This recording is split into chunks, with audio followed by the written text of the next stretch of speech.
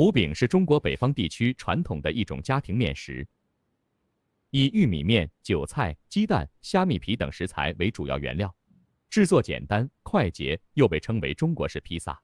一般在家庭中都是用饼铛或者平底锅来制作。今天我们用披萨烤盘和烤箱来制作，更方便，适合更多的人。现在我们开始准备食材：5克虾米皮，3个鸡蛋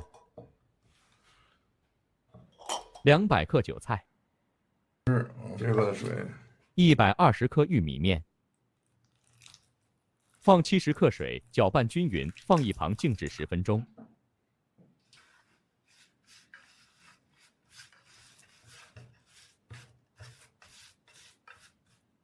韭菜切成末，盛到大碗里备用。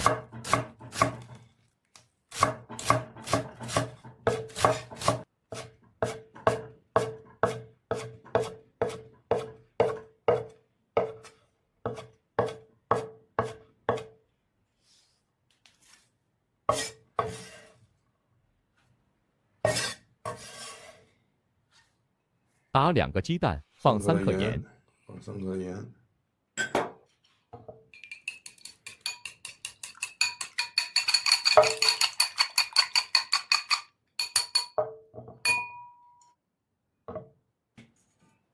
准备一个8寸的披萨烤盘，来点油，底部和侧面刷上一层食用油。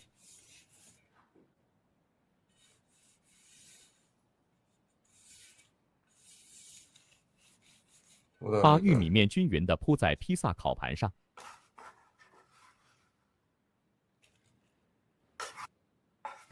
用手轻轻地按压一下。在这个烤盘上，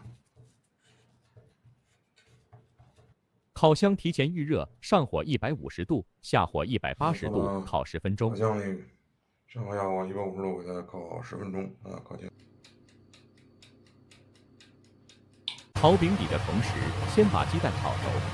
锅烧热，放2勺食用油，倒入鸡蛋液，用筷子快速地把鸡蛋炒散。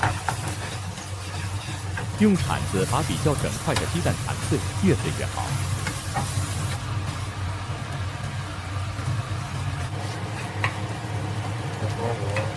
盛出晾凉备用。把晾凉的炒鸡蛋倒在韭菜里，放入虾米皮，打一个生鸡蛋，起到粘合剂的作用。生鸡蛋啊，起到一个粘合剂的作用。把馅料拌匀，让鸡蛋液均匀地包裹在每一片韭菜上。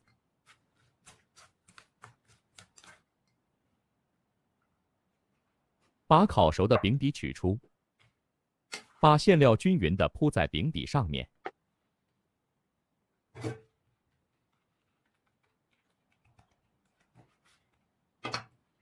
放到烤箱里，上火200度，下火100度，再烤5分钟。关火3分钟之后再取出。像切披萨一样切成8块。看起来是不是很像披萨？如果您感兴趣的话，也可以动手试一下。我敢说，这是您从未感受过的味道。如果你们那里找不到韭菜，也可以试着用菠菜或者其他的绿叶蔬菜。最后，感谢大家的收看。